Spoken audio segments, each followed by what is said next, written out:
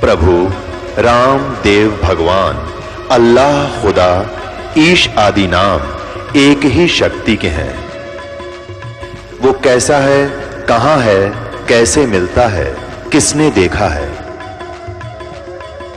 ये प्रश्नवाचक चिन्ह पूर्ण रूप से हटाने के लिए अवश्य सुनिए जगत गुरु तत्वदर्शी संत रामपाल जी महाराज के अमृत वचन सर्व पवित्र धर्मों के पवित्र शास्त्रों के आधार पर।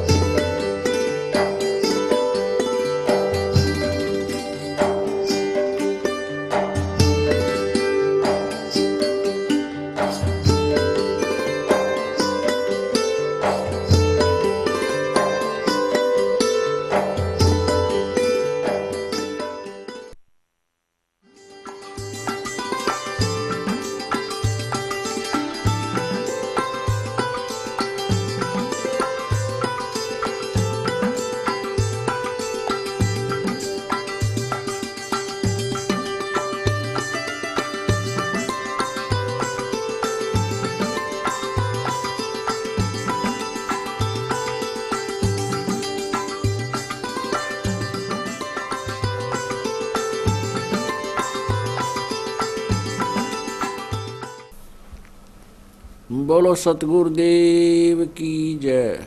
बंदी छोड़ कबीर परमेश्वर जी की जय। बंदी छोड़ गरीबदास जी महाराज जी की जय। स्वामी राम देवानंद जी गुरु महाराज जी की जय।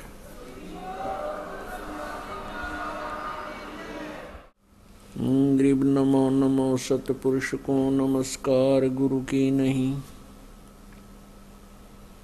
सुर नर मुनि जन साधुआं संतों सर्वसदी नहीं। सतगुरु साहेब संत सब दंडोतम प्रणाम। आगे पीछे मध्य हुए तिनको जा कुर्बान। निराकार निर्विषम काल जाल भयभंजनम। निर्लेपम निज निर्गुणम अकल अनूप बेसुंधुनम। सोहम सुरति समापतम सकल समाना नीरतलय। उज्ज्वल हीरंबर हरदमम बेपरवा अथा है वार पार नहीं मध्यतम। ग्रीव जो सुमर सिद्ध होई गणनायक गलताना। करो अनुग्रह सोई पारस पद परवाना। आदि गणेश मनाऊं गणनायक देवन देवा। चरण कमल लो लाऊं आदंत करूं सेवा। परम शक्ति संगीतम रिद्धि सिद्धि दाता सोई। अवगत गुण अतीतम सत्य पुरुष निर्मोही। जगदम्बा जगदीशम मंगल रूप मुरारी। तन मन अर्पों शीसम भक्ति मुक्ति भंडारी। सुर नर मुनि जन ध्यावें ब्रह्मा विष्णु महेशा। शेष सहस मुख गावें पूजें आदि गणेशा। इंद्र कुबेर सरीखा वरुण धर्म राय ध्यावें। समर्थ जीवन जी का मन इच्छा फल पावें। 33 कोटि आधारा ध्यावें शेष 88।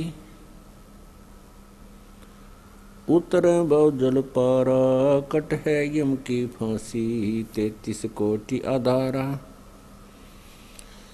ध्यावें शेष 88। उतर बहु जल पारा कट है यम की फांसी। कर जोरूं विनती करूं धरूं चरण पर शीसे।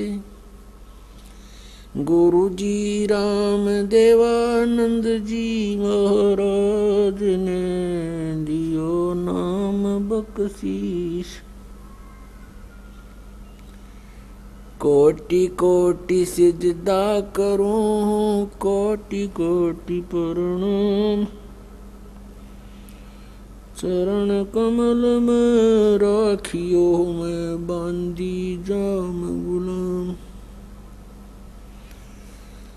कुत्ता हूँ गुरुदेव का रामपाल दास का नाम। गले प्रेम की रसरी, जाखें चो जाऊं। तो करो तो बावड़ू, दूर दूर करो तो जाऊं। ज्यों राखो त्यों ही रहूं, जो देवो सो खाऊं। जय इब के सतगुरु मिलन, सब दुख आँखों रोए। चरणों ऊपर शीस धरूं, कहूँ जो कहनी होए। कबीर साईं मिल लेंगे, पूछेंगे कुशलात। आदि अंत की सब कहूँ, अपने दिल की बातें। गुरु जी तुम ना भूलियो, चाहे लाख लोग मिल जाएं। हमसे तुमको बहुत है, तुमसे हमको नहीं। तुमरे विसारे क्या बने, मैं किसकी शरण में जाऊं। शिव बिरंच मुनि नारदा, इनके हृदय ना समाऊं। अवगुण किए तो बहुत किए, करत न मानी हारे। बावे बंदा बख्श दियो, बावे गर्दन उतार। अवगुण मेरे बाप जी, बख्शो गरीब नवाज। जो मैं पूत कपूत हूँ, बहुर पिता को लाज। मैं अपराधी जन्म का, नकसिक बरे विकारे। तुम दाता दुख भंजना, मेरी करो संभार। सूरत करो मम साइया, हम हैं भवजल माही। आप ही बह जावांगे, जो तुम न पकड़ोगे बाँ। हे बंदी छोड़ दयाल जी, तुम तक हमारी दौड़े। जैसे कागज जहाज का, अब सूझत और न ठोरे।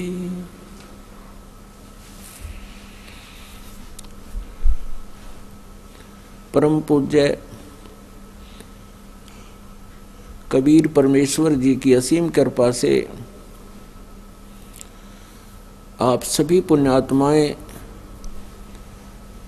ये अमर कथा सुन रहे हैं, सुनेंगे। आज स्टार्ट होगी। जिस आत्मा के बहुत ही पुण्य कर्म पुनर्जन्मों के संग होते हैं, उसको मानव शरीर प्राप्त होता है। उससे भी अच्छी आत्माएं जिनके और अत्यधिक पुण्य कर्म उनके साथ हैं, फिर पूर्व जन्म की भक्ति संस्कार संयोग उनके साथ है, उसके कारण वो पुण्यात्मा और भी अत्यधिक पुण्य कर्मों युक्त होती है, जो सत्संग प्राप्त करती है। और सत्संग प्राप्त करके जो उपदेश ग्रहण कर लेते हैं,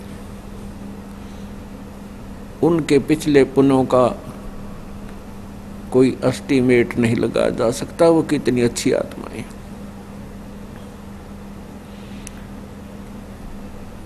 उन पुण्यात्माओं में से आप हो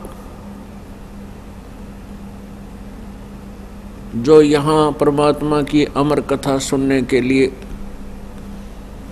उपस्थित हुए।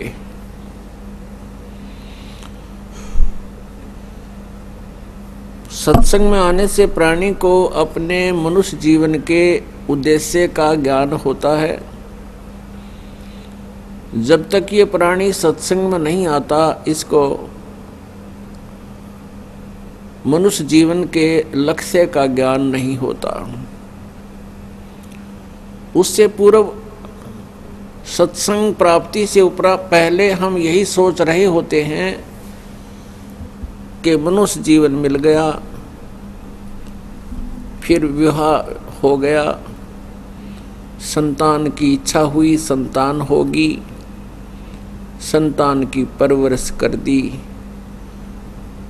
इनका विवाह शादी हो जावे, वो भी हो गया।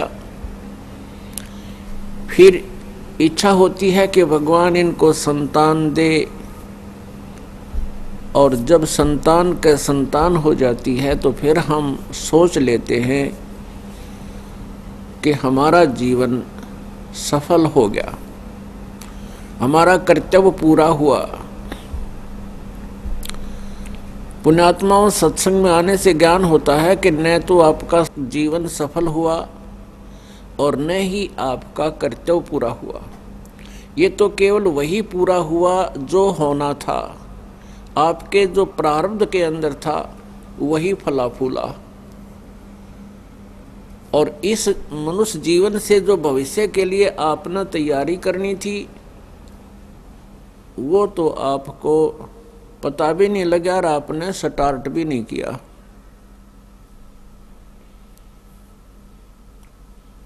तो पुण्यात्माओं, परमेश्वर स्वयं आते हैं इस तत्व ज्ञान यानी अमर कथा अपनी जानकारी स्वयं देने के लिए, क्योंकि परमात्मा अमर है। केवल एक परमात्मा ही अमर है और सभी जीव आत्माएं जो यहाँ 21 ब्रह्मांड में हैं ये नाशवान हैं। जब तक ये जीव आत्मा है तब तक इनका जन्म और मृत्यु होता है, और जब ये हंस आत्मा हो जाती हैं फिर इनका जन्म मृत्यु नहीं होता, सतलोक में निवास स्थान, स्थायी स्थान मिल जाता है।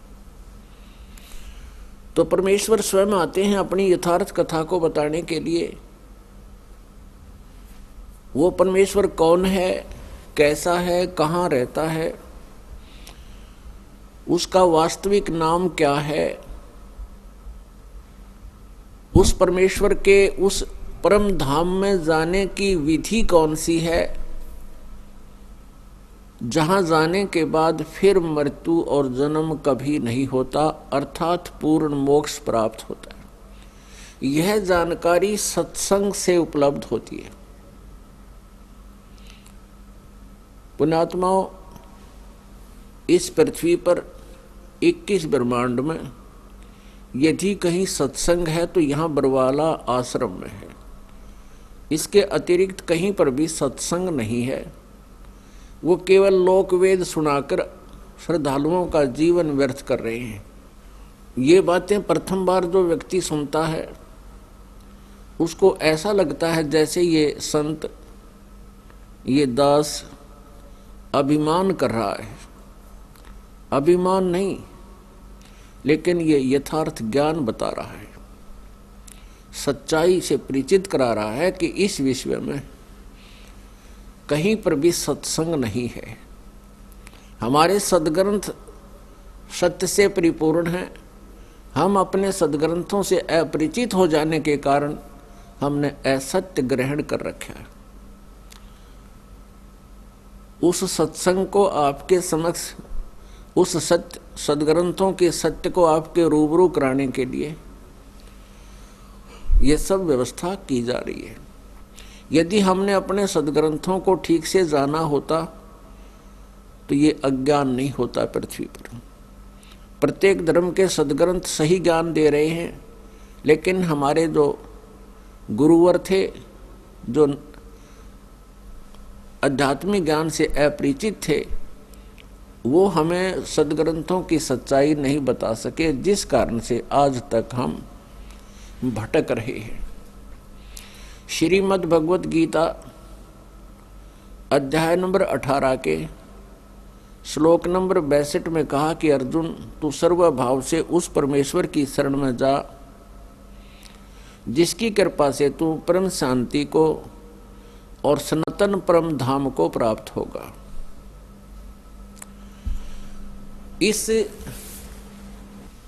श्रीमद् भगवत गीता जी के इस 18वें अध्याय के 62वें श्लोक से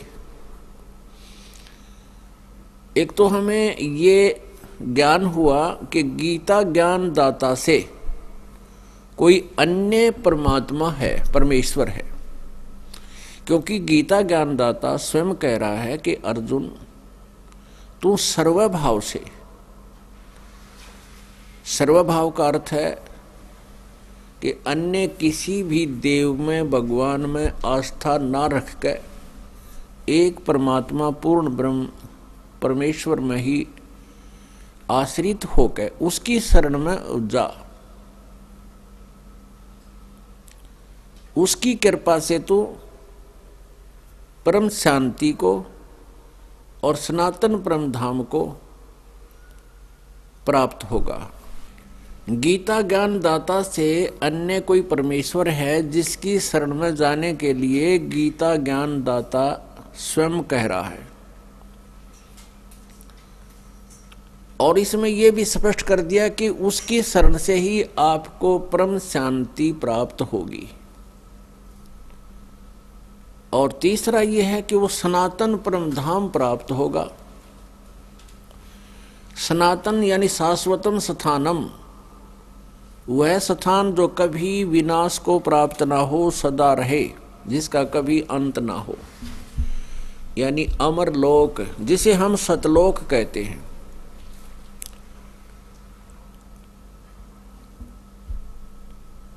गीता ज्ञान दाता श्रीमद् भगवत गीता अध्याय नंबर 4 के श्लोक नंबर 5 और 9 में,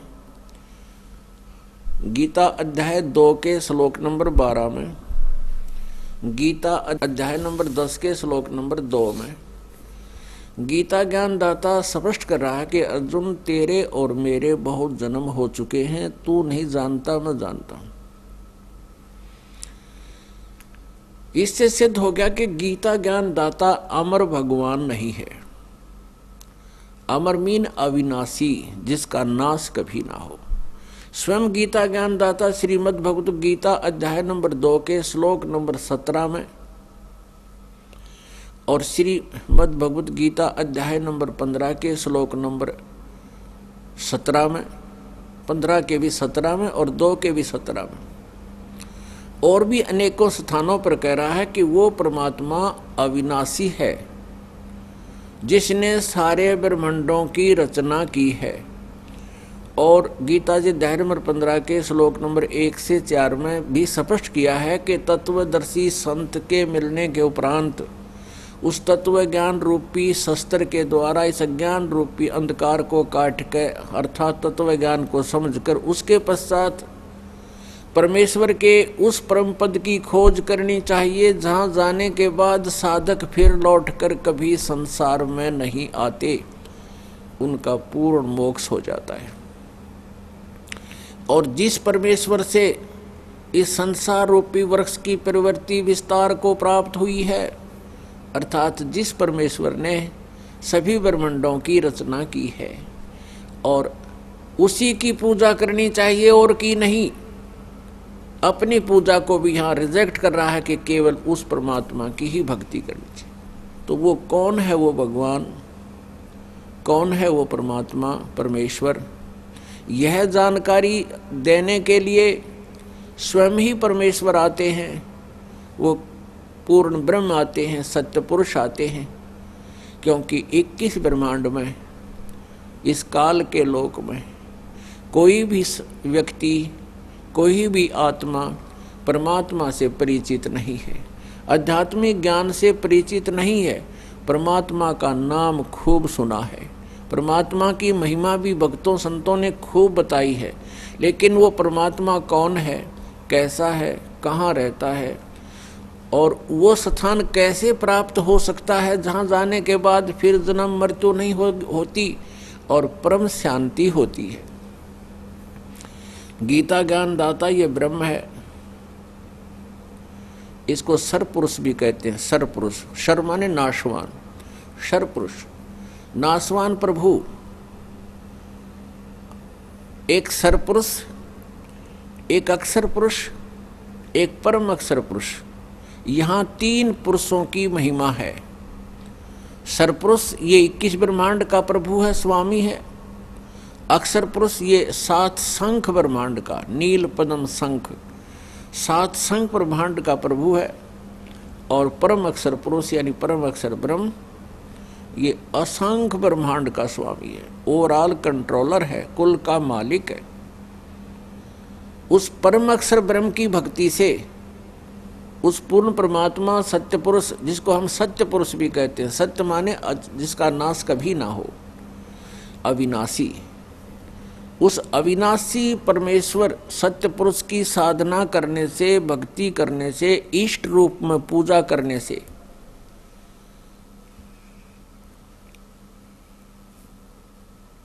हमारा पूर्ण मोक्ष होगा। हम उस लोक को प्राप्त होंगे, उस परम धाम को प्राप्त होंगे, सनातन परम धाम में चले जाएंगे, जहां जाने के बाद हमारी फिर जन्म मृत्यु कभी नहीं होगी। सरपुरुष को ब्रह्म बोलते हैं। ब्रह्म अपन आत्माओं, आप सब एजुकेटेड हैं, बुद्धिमान बच्चे हैं। परमात्मा ने आपको पहले शिक्षा दी, इसलिए शिक्षा आपको देना अनिवार्य था कि आप भगवान को पहचान सके। नहीं तो 4 युग बीत गए, केवल एक ब्राह्मण वर्ग ही विद्या ग्रहण करने का अधिकारी होता था, अक्षर ज्ञान ग्रहण करने का। और अब परमात्मा ने रजा बख्श दी है कि सभी मानव शिक्षित हो गए। और इस शिक्षा का हमें लाभ केवल यही मिला है कि हम भगवान को, परमात्मा को पहचानेंगे, अपने सदग्रंथों को स्वयं समझेंगे।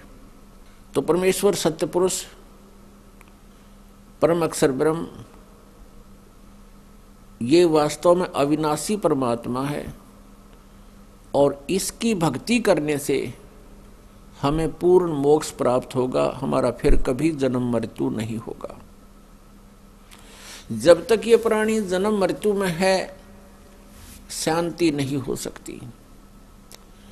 आपने देखा है, जिनको हम परमात्मा मानते थे, प्रभु मानते थे, इष्ट रूप में पूजते थे, श्री विष्णु जी, श्री शंकर जी, इनकी कैसी दुर्दशा हुई यहाँ जन्म और मृत्यु में रहते हुए। ये भी जन्म मृत्यु में है। और वैसे ये अवतार धार कर आए थे, जैसे श्री राम रूप में, श्री रामचंद्र रूप में राजा दशरथ के घर जन्म हुआ श्री विष्णु जी का। उनका पूरा जीवन देखो कितना दुख में रहा।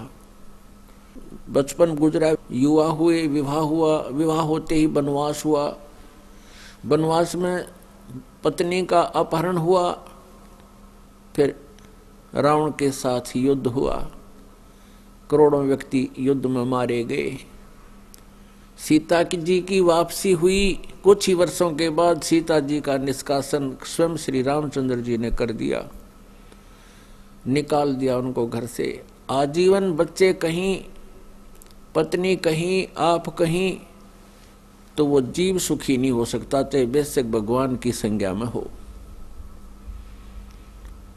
उसके पश्चात श्री कृष्ण रूप में वही विष्णु जी का जन्म हुआ, जेल में जन्म हुआ, मामा शत्रु हो गया, पीछे पड़ा रहा। फिर कभी जरासिंह सेना लेकर आ रहा है, कभी काल्यावन। आखिर में भगवान ने वो मथुरा भी छोड़ना पड़ा। जिस मथुरा को पूजने के लिए ये तत्वज्ञानहीन संत हमें निर्देश देते हैं कि वहाँ भगवान घूमया करते थे, वो पवित्र भूमि होगी है, वहाँ जाने से मोक्ष होगा। भगवान श्री कृष्ण जी तो उस अक्षेत्र को त्याग कर चले गए थे यदि वो ऐसा क्षेत्र होता, यही मोक्ष संभव था, तो भगवान क्यों जाते उस क्षेत्र को छोड़कर, द्वारका बनाई। और इसीलिए प्रभु ने कृपा की कि उस द्वारका का नाम और निशान मिटा दिया कि कोई फिर यहाँ धक्के खाना ना हो पूजने के लिए। अब द्वारका ना पाई तो मथुरा में ला दिए इन अनजानों ने वहाँ धक्के खाने के लिए। तो कहने का भाव ये है कि तत्वज्ञानहीन प्राणी नीम हकीम होता है, और इन नीम हकीमों ने हमें मिसगाइड कर दिया, भक्ति से दूर कर दिया, भगवान से कोसों दूर कर दिया, और जन्म मृत्यु के रहट में हमें डाल दिया। तो भगवान श्री कृष्ण जी का पूरा जीवन देख लो, उन्होंने कभी भी सुख का सांस नहीं लिया। अंत क्या हुआ उन भगवानों का? श्री रामचंद्र जी अर्थात विष्णु जी अपने बच्चों से, अपनी पत्नी से अंत समय में भी नहीं मिल पाए। अंत में सरयू नदी में जल समाधि ली दुखी होकर के। और श्री कृष्ण जी का अंत आपके समक्ष है। पूरा यादव कुल यानी उनका पूरा खानदान, पूरा वंश नष्ट हो गया, आपस में लड़ मरे। भगवान श्री कृष्ण बचाव नहीं कर सके। पहले सभी श्री कृष्ण जी को सिरोधार्य मानते थे, लेकिन जब वह काल की घड़ी आई, काल का दबाव हुआ, श्री कृष्ण जी की एक नहीं मानी किसी ने, आपस में लड़ मरे। और श्री कृष्ण जी को भी अंत में अपने किए कर्म का बदला देना पड़ा, अपना कर्म दंड भोगना पड़ा, प्रारब्ध को भुगतना पड़ा। ये उसको समाप्त नहीं कर सके। जैसे श्री रामचंद्र रूप में सुग्रीव के भाई बाली का वध किया था श्री रामचंद्र जी ने धोखे से, उसका भी बदला श्री कृष्ण रूप में देना पड़ा। एक शिकारी जो कि बाली वाली आत्मा थी, वह शिकारी बना, श्री कृष्ण जी के समकालीन हुआ, और अंत में श्री कृष्ण जी के पैर में विषाक्त तीर मार के उनका वध किया। तो परमात्मा कहते हैं कबीर परमेश्वर जी, वो पूर्ण ब्रह्म है, परम अक्षर ब्रह्म है। वही वो परमात्मा है जो हमें परम शांति प्रदान करते हैं और सनातन परम धाम प्राप्त करवाते हैं। तो वो परमात्मा कहते हैं, तुम कौन राम का जपते जापम, और ताते कटे ना तुम्हारे तीनों तापम। तो पुण्यात्माओं, जिसमें हमें भगवानों के अंदर हमें डिफरेंस का पता चलेगा, परमात्माओं के अंतर का पता चलेगा, तभी हम उसको चाहेंगे। तुलनात्मक तरीके से विज्ञान दिया जाता है। जैसे सरपुरुष, ये अक्षर पुरुष और परम अक्षर पुरुष, ये तीन प्रभु हैं। और ये ब्रह्मा जी, विष्णु जी, शिव जी, ये तो बहुत एक देव रूप में आते हैं, देवताओं की संज्ञा में है ये। पहले इनकी थोड़ी स्थिति सभी भगवानों की बताते हैं। एक ब्रह्मांड के अंदर 14 लोक हैं। उन 14 लोकों में से 3 लोक ये अलग हैं, पृथ्वी लोक, स्वर्गलोक और पाताल लोक। इन पृथ्वी लोक, स्वर्गलोक और पाताल लोक के ऊपर इन तीनों प्रभुओं का, श्री ब्रह्मा जी रजगुण, श्री विष्णु जी सतगुण और श्री शिव जी तमगुण, इन तीनों प्रभुओं का एक एक विभाग यानी रजगुण विभाग के ब्रह्मा जी, सतगुण विभाग के विष्णु जी, तमगुण विभाग के शिव जी शंकर जी, ये एक एक विभाग के प्रभु हैं, स्वामी हैं, अधिपति हैं। केवल इन 3 लोकों के ऊपर, पृथ्वी लोक, पाताल लोक और स्वर्ग लोक। और इनका जो पिता है वो ब्रह्म है, सरपुरुष है। यह 21 ब्रह्मांड का अधिपति है, प्रभु है, जिसको स्वामी भी कहते हैं। तो ये 21 ब्रह्मांड का प्रभु है, राम कहो, स्वामी कहो, प्रभु कहो, साहब कहो, अल्लाह या गॉड कहो, ये भाषा भिन्न और पर्यायवाची शब्द हैं। तो सरपुरुष ये 21 ब्रह्मांड का मालिक है। प्रत्येक ब्रह्मांड में इसके जैसे एक ब्रह्मांड में ये जीव है, बाकी खाली पड़े हैं, जिसमें इस ब्रह्मांड के सभी प्राणियों का अंत हो जाएगा, फिर सभी जीवात्माएं दूसरे ब्रह्मांड में चली जाएंगी और अपने संस्कार वश पुनः वहां पर फिर जन्म होगा। ऐसे फिर उस ब्रह्मांड का अंत हो जाएगा, फिर नेक्स्ट में चले जाएंगे, फिर उसका अंत हो जाएगा, फिर नेक्स्ट में चले जाएंगे। तो ये एक ब्रह्मांड पूर्ण रूप से नष्ट हो जाता है, फिर ये नए सिरे से इसका निर्माण होता है। उसमें काफी खरबों वर्ष लग जाते हैं, तब तक वो हमें दूसरे ब्रह्मांड में ले जाता है, ये काल सरपुरुष। तो ऐसे एक ब्रह्मांड में इस सरपुरुष, जो सरपुरुष कहते हैं, जिसको ब्रह्म भी कहते हैं, ये एक ब्रह्मांड में समझो मुख्यमंत्री का रोल करता है। और इसके 3 पुत्र यहां विभागीय मंत्री हैं, और ये विभागीय मंत्री केवल इन 3 लोकों के ऊपर ही इनका अधिपत्य है। बाकी शेष ब्रह्मांड पर इनके पिता यानी ब्रह्म का, सरपुरुष का अधिपत्य है, उसका ओवरऑल कंट्रोल है, इंक्लूडिंग पृथ्वी लोक, ये स्वर्ग लोक और साथ में पाताल लोक, सबके ऊपर। तो कहने का भाव ये है कि अब हमने ये देखना है कि श्री ब्रह्मा जी, श्री विष्णु जी, श्री शिव जी कितने प्रभु हैं, ये कितने राम हैं, कितने मालिक हैं। तभी हम जब भगवानों की स्थिति से, शक्ति से, सामर्थ्य से हम परिचित हो जाएंगे, फिर हम उस परमात्मा को चाहेंगे जिससे हमें सर्व सुख प्राप्त हो। एक साध्य सब सदय, सब साध्य सब जावे, माली सींचे मूल को फिर फले फूले अगाव। श्रीमद् भगवत गीता अध्याय नंबर 2 के श्लोक नंबर 46 में कहा कि अर्जुन, जिस समय बहुत बड़े जलाशय की प्राप्ति के उपरांत छोटे जलाशय में जैसी आस्था प्राणी की रह जाती है, ऐसी स्थिति इस जीव की उस समय बन जाती है जब ये तत्व ज्ञान से परिचित हो जाता है और परम अक्षर ब्रह्म, उस परमेश्वर तत्व ब्रह्म से परिचित हो जाता है, उसकी महिमा से परिचित हो जाता है। फिर उसकी स्थिति ऐसी हो जाती है अन्य देवताओं भगवानों के प्रति जैसे बहुत बड़े जलाशय की प्राप्ति के उपरांत व्यक्ति की आस्था छोटे जलाशय में रह जाती है। ये ज्ञान जो श्रीमद् भगवत गीता जी का ज्ञान उस समय बोला जा रहा था, जिस समय पूरी पृथ्वी पर केवल जलाशयों पर आधारित ही प्राणी हुआ करते थे। नीचे का जल बहुत गहरा होता था, कुएं भी बहुत कम खोदे जाते थे, और एक बड़े सरोवर के आसपास बहुत बड़ी नगरी बस जाती थी, और कई छोटे जलाशय होते थे, उनके आसपास छोटे छोटे कबीले रहते थे झोंपड़ी डालकर।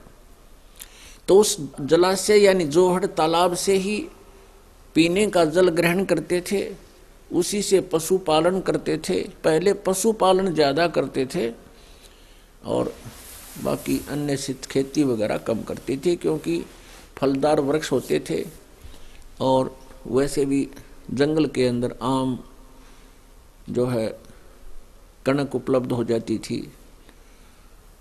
तो उसमें पीने के लिए, पशुपालन के लिए थोड़ी बहुत कोई सिंचाई करते, सब्जी वगैरह लगाते, तो भी उस तालाब से ही सिंचाई की व्यवस्था किया करते थे।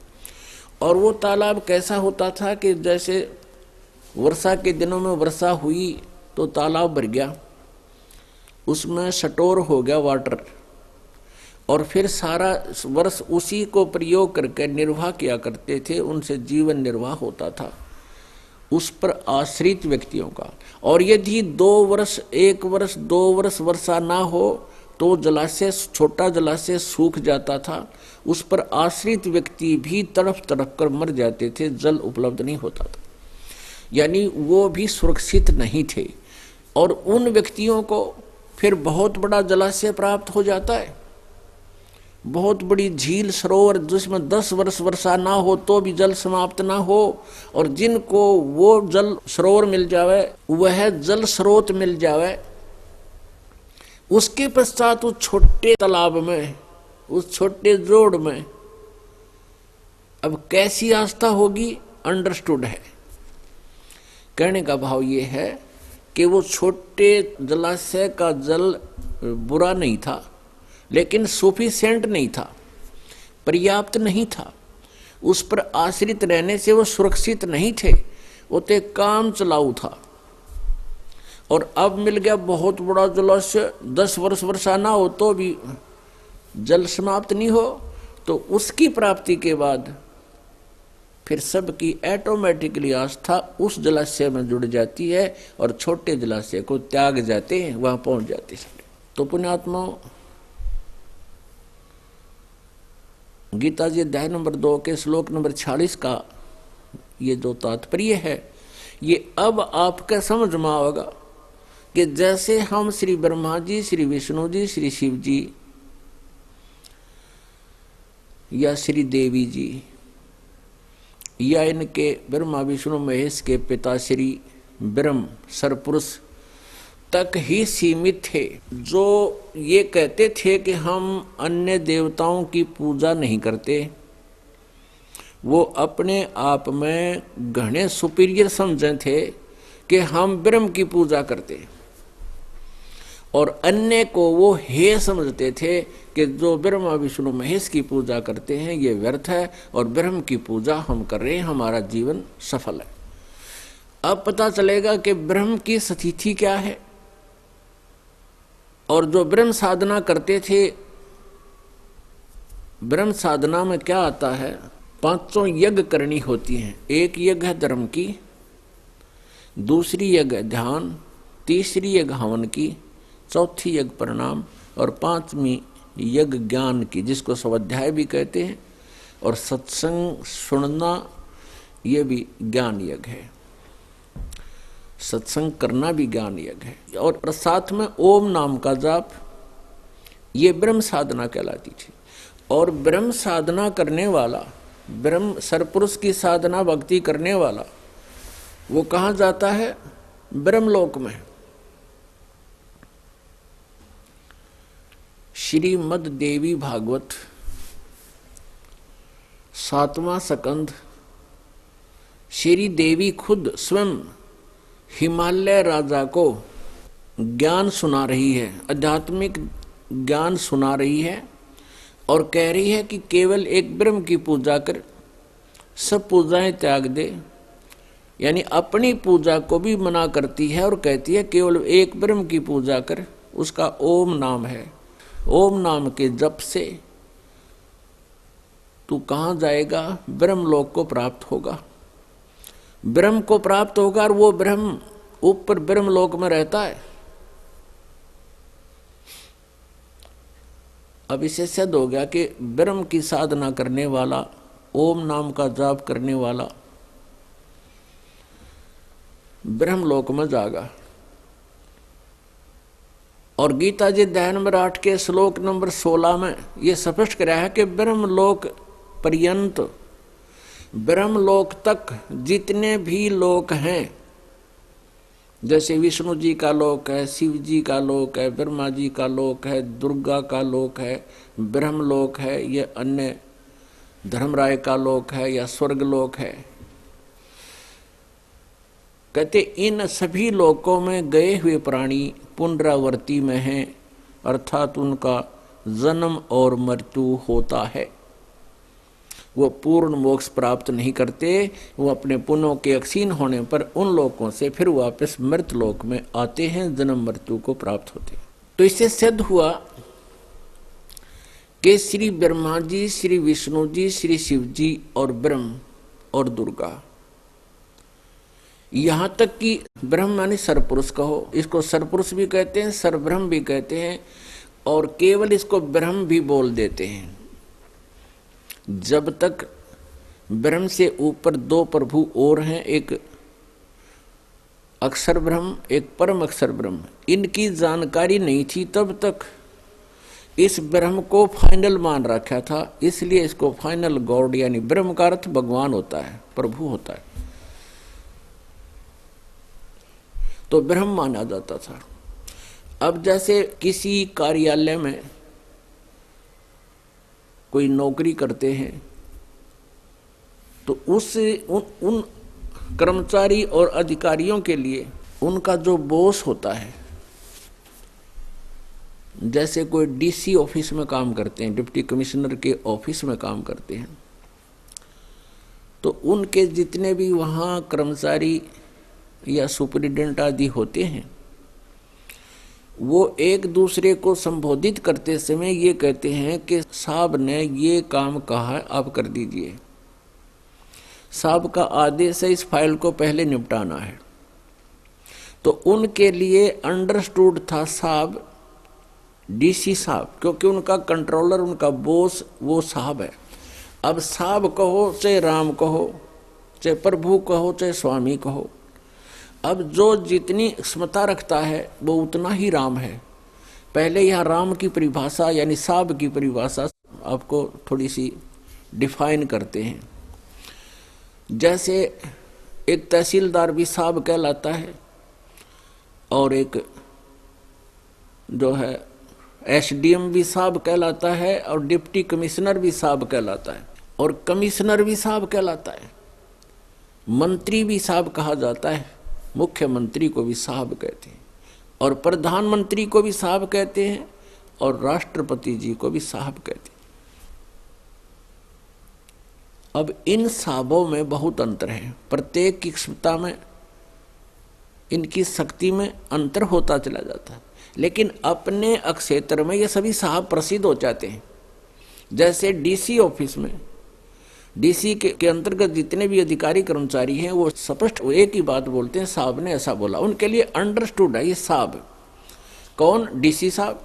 तो ऐसे ही ये दास आपको समझाना चाहता है कि डीसी कितना साहब है आपको खूब पता है, और फिर उसके ऊपर मंत्री साहब, मंत्री का भी आपको मालूम है, विभाग का अधिपति है, स्वामी है एक स्टेट में, मुख्यमंत्री केवल एक स्टेट में मालिक है, और प्रधानमंत्री वो भी साहब है और पूरे देश में मालिक है। जैसे हम कहें कोई मंत्री साहब कहता है, मंत्री साहब, जैसे मंत्री के कार्यालय में जितने भी अधिकारी कर्मचारी आईएएस पीएस जो भी आते हैं वो सभी कहते हैं, वहाँ जो उनके सेक्रेटरीट में ऑफिस होता है वो कहते हैं साहब ने ऐसे आदेश दिया, तो उनके लिए उनका साहब वो मंत्री है जिसके अंतर्गत वो कार्य कर रहे हैं। तो मंत्री जो है फाइनल साहब नहीं है। फिर मुख्यमंत्री के जो कार्यालय में काम करते हैं वो भी यही कहते हैं साहब ने ऐसे कहा है, सीएम साहब भी कह देते हैं, फिर सीधा साहब भी बोल देते हैं, साहब का आदेश है। तो उनके लिए अंडरस्टूड है कि वो साहब उनका मालिक, लेकिन सीएम कंप्लीट साहब नहीं है, कंप्लीट गॉड नहीं है। तो ऐसे समझो, जहां हम ब्रह्म कहते थे, हम एक ब्रह्मांड में रह रहे हैं, और यहाँ का ये सुप्रीम है, सुप्रीमो है, इसलिए ये ब्रह्म प्रसिद्ध हो गया।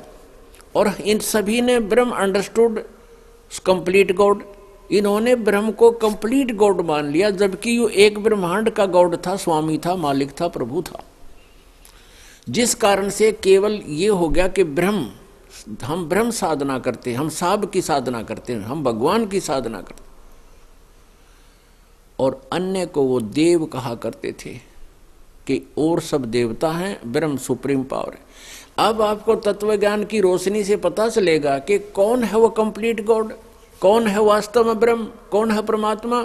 अब इसीलिए ब्रह्म को डिफाइन करना पड़ा, ब्रह्म के साथ जो है डिफरेंशिएट लगाना पड़ा। जैसे इनको भिन्नता बताने के लिए उपमा लगानी पड़ी, जैसे सरपुरुष जिसको सरब्रह्म कहते हैं, एक सरब्रह्म, फिर अक्षर ब्रह्म और फिर परम अक्षर ब्रह्म।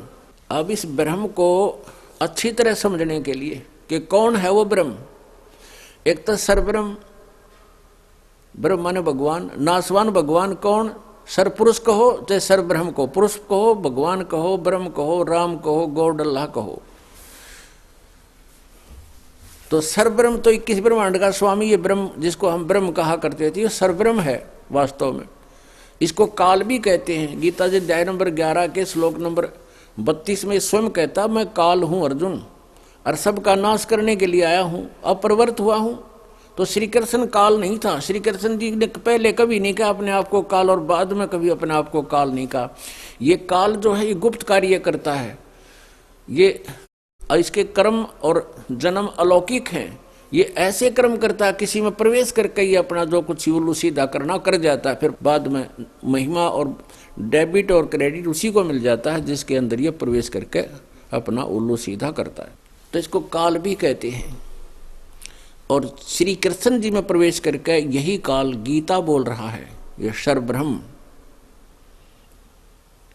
गीता जी अध्याय नंबर 8 के श्लोक नंबर 13 में कहा कि अर्जुन, ओम इति एकाक्षरम ब्रह्म व्यवहारन माम अनुसमरण यह प्रयाति तजंदेहम स याति परमाम गतिम। मुझ ब्रह्म का, माम ब्रह्म, मुझ ब्रह्म का ओम इति एक अक्षरम, ओम केवल यह एक अक्षर है, नथिंग एल्स, और इसके अतिरिक्त मेरा कोई मंत्र नहीं है। ब्रह्म व्यवहारन माम अनुसमरण, व्यवहारण माने उच्चारण करके सिमरण करता हुआ, मुझ ब्रह्म का ये एक मंत्र है, और इसका उच्चारण करके सिमरण करता हुआ, ओम नाम का उच्चारण यानी जाप करता हुआ, यह प्रयाति तजंदेहम यानी जो शरीर छोड़कर जाता है, यानी अंतिम सांस तक भी जो मेरे पर आश्रित है, मेरे में भावित है और इस नाम का जाप करता हुआ शरीर छोड़कर जाता है, स याति परमाम गतिम, वह परम गति को प्राप्त होता है। कौन सी परम गति को? जो ओम से मिलने वाली है। ओम से जो राहत मिलनी है, जितना मोक्ष होना है, जितनी गति होनी है, उसको ब्रह्म की परम गति कहते हैं। और ओम से अभी आपको बता के मिलेगा ब्रह्मलोक, और ब्रह्मलोक में गए हुए प्राणी भी पुनरावृत्ति में 8वें अध्याय के 16वें श्लोक में श्रीमद् भगवत गीता में स्पष्ट कर दिया इसने। और ये स्वयं 4थे अध्याय के 5वें श्लोक में, 9वें श्लोक में, 2रे अध्याय के 12वें श्लोक में, 10वें अध्याय के 2रे श्लोक में गीता जी में स्वयं कह रहा है कि तेरे और मेरे बहुत जन्म हो चुके, तू नहीं जानता मैं जानता हूँ। 18वें अध्याय के 62वें श्लोक में कहता है कि सर्वभाव से उस परमेश्वर की शरण में जा जिसकी कृपा से तू परम शांति को और सनातन परम धाम को प्राप्त होगा, यानी फिर कभी जन्म मृत्यु नहीं होगी। गीता जी अध्याय नंबर 15 के श्लोक नंबर 1 से 4 में भी यही स्पष्ट किया है।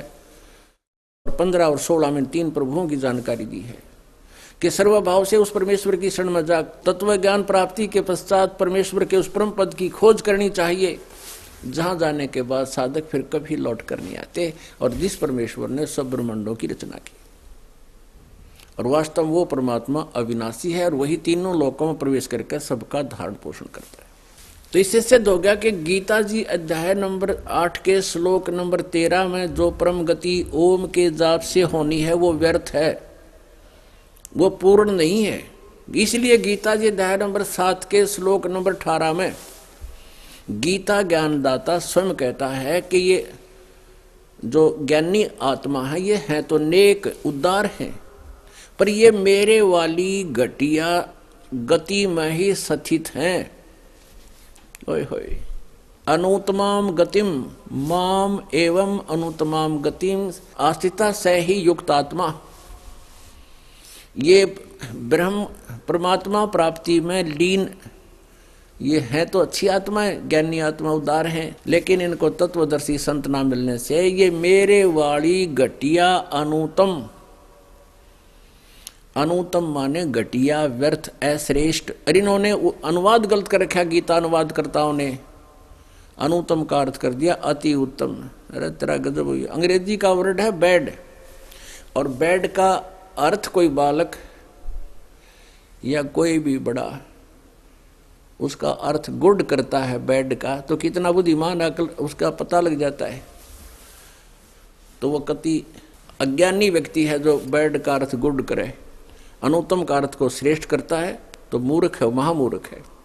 और इन अति श्रेष्ठ कर दिया।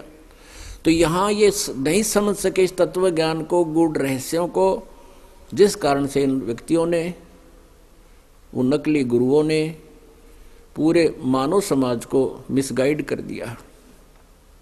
और उसका दुष्परिणाम हमें भोगना पड़ रहा है। कोई भूत बन गया, कोई पितर बन गया, और कोई पशु योनियों में भटक रहे हैं। तो यह प्रसंग चल रहा है कि जो ब्रह्म साधना है, सरपुरुष की जो साधना है, जिसको ये सुप्रीम मानते थे, वो व्यर्थ है। इति सिद्धम। अब हम लेते हैं अक्षर पुरुष। सरपुरुष तो ये ब्रह्म है। अक्षर पुरुष गीता जी अध्याय नंबर 15 के श्लोक नंबर 16 और 17 में 3 प्रभुओं का बिल्कुल निर्णायक ज्ञान दिया है। सरपुरुष, अक्षर पुरुष, ये तो 16वें श्लोक में बता दी 15वें अध्याय के सरपुरुष और अक्षर पुरुष और इनके अंतर्गत जितने भी प्राणी हैं ये सभी नाशवान हैं। ये भगवान भी नाशवान है और इनके अंतर्गत जितने प्राणी, इनका भी जन्म और मृत्यु होता है। आत्मा किसी के मरती नहीं, वो तो अलग बात है। वो तो कुत्ते की बिना मरती, गधे की बिना मरती, भगवान का जिक्र के है। फिर 17वें श्लोक में 15वें अध्याय के श्रीमद् भगवत गीता अध्याय नंबर 15 के श्लोक नंबर 17 में तुरंत कहा है कि उत्तम पुरुष है तू अन्य। उत्तम पुरुष, पुरुष माने प्रभु ब्रह्म, वो उत्तम पुरुष, उत्तम परमात्मा, पुरुषोत्तम, पुरुषोत्तम माने श्रेष्ठ भगवान, सर्वशक्तिमान, वो तो कोई और है। इन दोनों से अलग है। सरपुरुष और अक्षर पुरुष जो 16वें श्लोक में बताए हैं उनसे अन्य है, और वही परमात्मा कहलाता है। उत्तम पुरुष तु अन्य परमात्मा इति उदाहरते। वो श्रेष्ठ परमात्मा तो कोई और है, और उसको परमात्मा कहते हैं, वो परमात्मा कहा जाता है। और यह लोक त्रयम आवी से विवर्ती,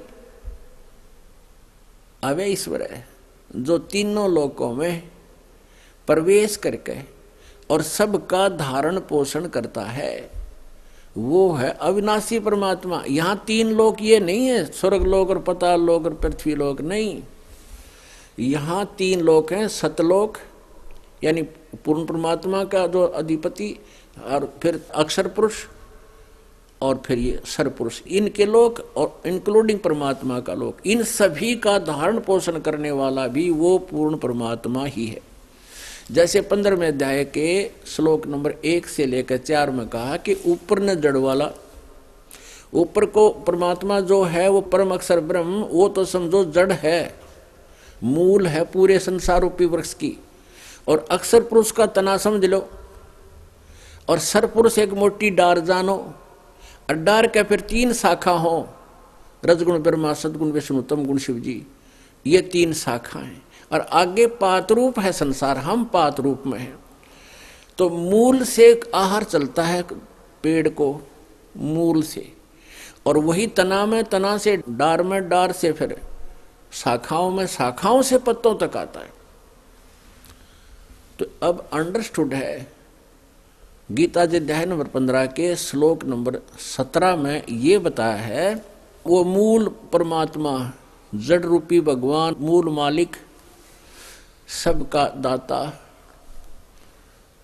वो जड़ है समझो सारे ब्रह्मांडों की। वहीं से सबको शक्ति प्राप्त होती है, उसी से सबको यहाँ कर्म वर्क जैसा जिसका है वैसा प्राप्त होता है। तो वो वही तीनों लोकों में प्रवेश करके सबका धारण पोषण करता है। और वो है अविनाशी भगवान, अवय ईश्वर, वो है अवय परमेश्वर, वो अविनाशी परमात्मा है। पुण्यात्मा, श्रीमद् भगवत गीता अध्याय नंबर 8 के श्लोक नंबर 17 में, इसमें अक्षर पुरुष जिसको परब्रह्म कहते हैं, उसकी आयु की सीमा दी है। उसकी आयु की गणना बताई है। इन्होंने अनुवाद गलत कर दिया यहाँ पर। उस मूल संस्कृत के अंदर, मूल पाठ में, उसमें लिखा है कि ब्रह्मणे युग ए सहस्रार युग ब्रह्मणे। ब्रह्मणे माने परब्रह्म। ब्रह्मणे का अर्थ यहां पर इसलिए परब्रह्म लगा जाएगा, ब्रह्मणे का अर्थ होता है ब्रह्म से बड़ा भगवान, यानी बड़ा प्रभु। तो यहां ब्रह्मणे का अर्थ है परब्रह्म, क्योंकि यहां आयु की गणना है, और जहां आयु की गणना नहीं है वहां ब्रह्मणे का अर्थ होता है परम अक्षर ब्रह्म, पूर्ण परमात्मा। तो यहां इस अक्षर पुरुष को भी अविनाशी कहते हैं, लेकिन यह भी नाशवान है। अब यहां थोड़ी सी इनकी कलाबाजी दिखाते हैं गीता अनुवादकर्ताओं की, अनसमझों की।